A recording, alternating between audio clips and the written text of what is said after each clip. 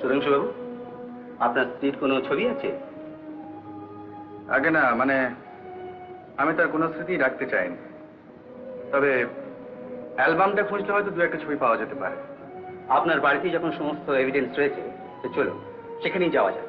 চলুন, আপনারা আসুন।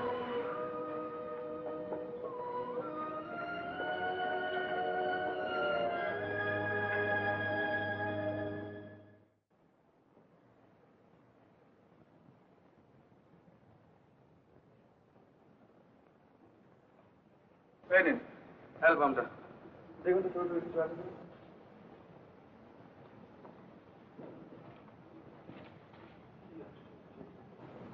এইখানেই ছিল, গেল কোথায়?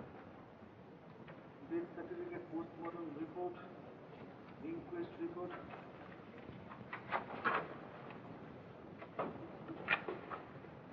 মিস্টার গুপ্ত, আপনার মতলবটা কি বলুন তো?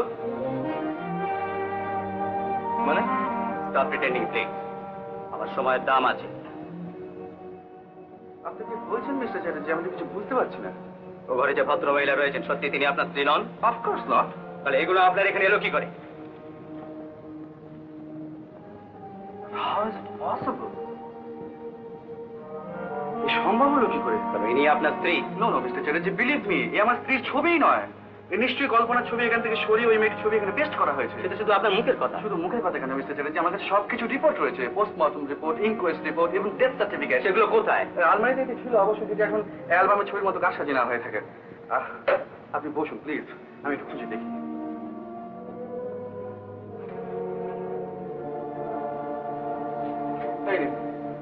কল্পনা দুখানা ডায়েরি, হয়তো কাজে লাগতে পারে। অফকোর্স কাজে লাগবে, হাতের লেখা মিলিয়ে নিতে পারবো।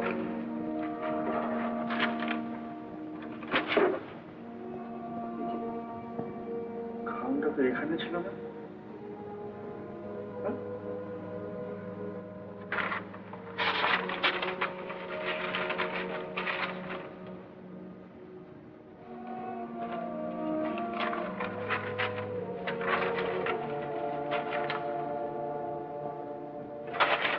আপনি বিশ্বাস করতে চাইছেন না?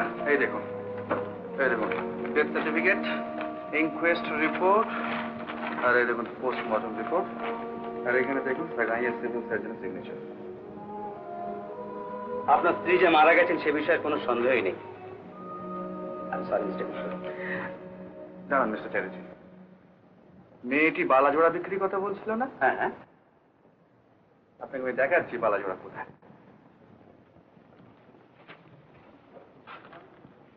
না, এটা না।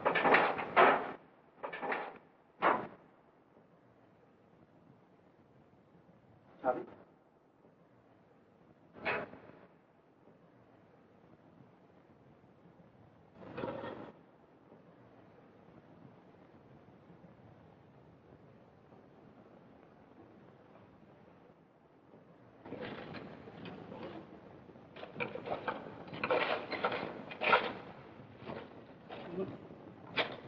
সেই বালা জোড়া কোথায় গেল?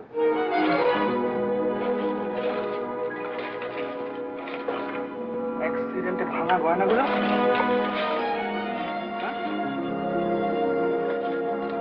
গিরির আংটি?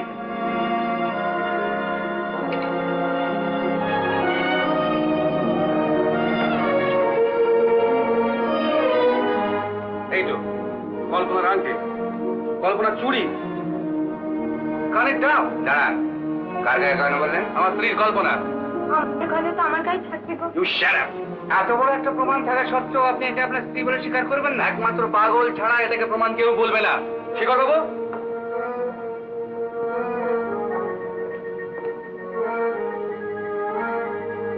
আপনার গায়ে এসব গয়না এলো কোথা থেকে? সোজা আঙুলে যখন ঘি উঠবে না, আমার উপর সব ছেড়ে দিন তো কল্পনা দেবী। এখন থেকে আপনি কোনো প্রশ্নের উত্তর দেবেন না, উত্তর দিতে আপনি বাধ্য নন। উনি উত্তর দিতে নিশ্চয়ই বাধ্য। আইন জানেন না বলেই ছেলে মানুষই করছেন। হ্যাঁ সুধাংশু বাবু, এখানে কোনো প্রশ্নের উত্তর দিতে উনি বাধ্য নন। ওর বিরুদ্ধে আপনার অভিযোগগুলো বলুন তো, আপনি লিখে নিন। Yes sir. বলুন।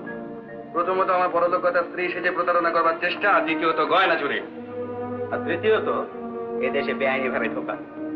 আপাতত এই তিনটি অভিযোগে একে আপনি হাজতে নিয়ে যান। আমাকে কিন্তু এখনো ডেথ সার্টিফিকেট দেখানো হয়নি। সেটা আদালতেই দেখে নেবেন। আপনি আলমারি বাস্ক এবং তালাগুলো ভালো করে দেখে নিন। আর ফিঙ্গারপ্রিন্টস এর জন্য লালবাজার থেকে লোক আনুন। এসআই কে বলুন এখানকার চাকর বাকরদের ভালো করে ইন্টারোগেট করতে। ভেরি ওয়েল স্যার, আপনি আসুন।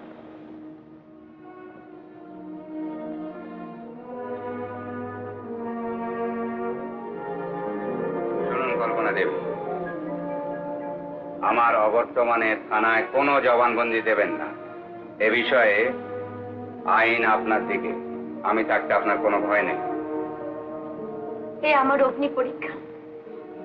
সীতার মতো সতীকে অনেক সহ্য করতে হয়েছে। আমি তো কোন ছাড়। আপনি থাকুন এখানে।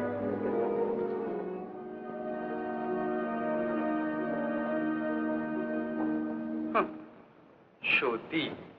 চলুন তো মিস্টার গুপ্ত, চুরি যাওয়া গয়নাগুলো লিস্ট করে দেবেন। চলুন।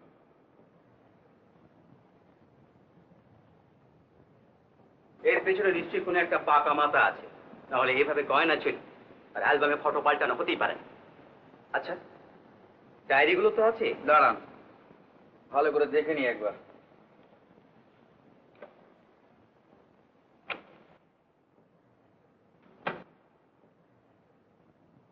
যা ভয় করেছিলাম তাই। এগুলো কল্পনার হাতের লেখাই নয়। হোয়াট? পুরো ডায়েরিগুলো পর্যন্ত পাল্টে নিয়েছে। আপনি ঠিক বলছেন মিস্টার গুপ্ত? আমার স্ত্রীর হাতের লেখা আমি চিনতে পারবো না মিস্টার চ্যাটার্জি। Very well. আমি এগুলো পুড়িয়ে ফেলছি। না, পড়াবেন না। ওগুলো আলমারিতে যেভাবে ছিল ঠিক সেইভাবে রেখে দেবেন। আমি পুলিশ রাখবার ব্যবস্থা করছি। আদালতে এগুলোতে দরকার পড়বে। চুরি করতে এলে ধরা পড়ে যাবে। বেশ,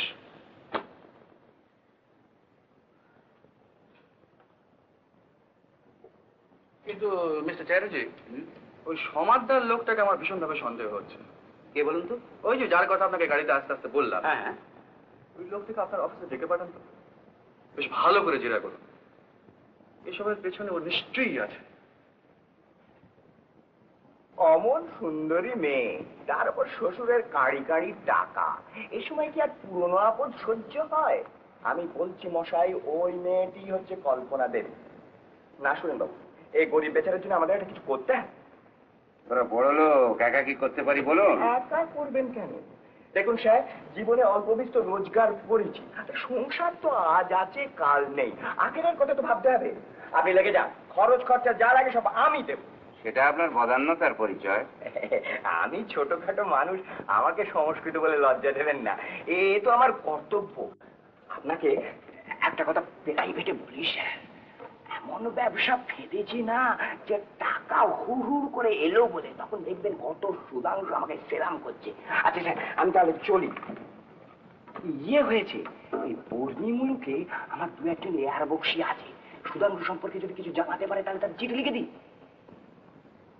ও হ্যাঁ, তাও তো বটে, খরচ খরচা রয়েছে আমার যেমন মতো ফেরাম। এই নেন স্যার, এই 100। ও না, না এতে কি করে হবে, সত্যি তো এত খরচা। আপনি আর পরে আরো দেবো স্যার, যদি দরকার হয়। মানে সাধারণ, এদিকে এদিকে একটা ট্যাক্সি চটকট ডাক দেখি, আর এগুলো সব তুলে দে। চলুন একসঙ্গে যাওয়া যাবে। একবার কল্পনা দেবীর সঙ্গে জেলে দেখা করে যাবো। চলুন।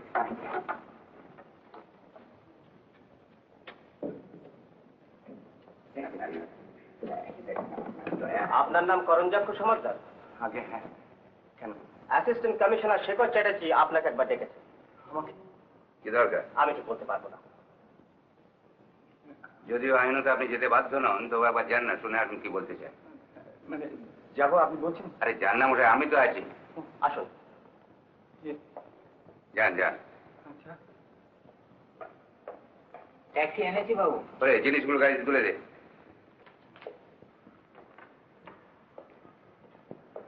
আমাকে তলব করেছেন স্যার? বসুন।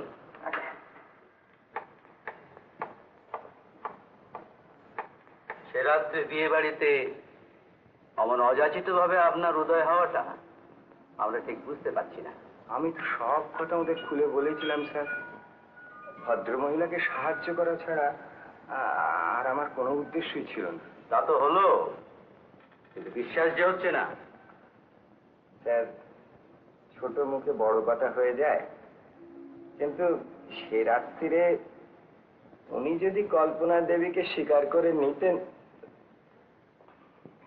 দেখুন স্যার, দেখুন, সবই আমার বরাত। কিন্তু মেয়েটি যে জাল সে প্রমাণ আমাদের হাতে, সুতরাং হ্যাঁ, মেয়েটি জাল প্রমাণ পেয়েছেন একেবারে 420। কই মশাই, ভাবে ভাবে, কথায় বার্তায়, চাল চলনে টেরও তো পাইনি। আকাশ থেকে পড়লেন মনে হচ্ছে। কেন, উকিলের কাছ থেকে কিচ্ছু শোনেননি? ওই না তো, চেপে গেছে বোধহয়, চেপে গেছে।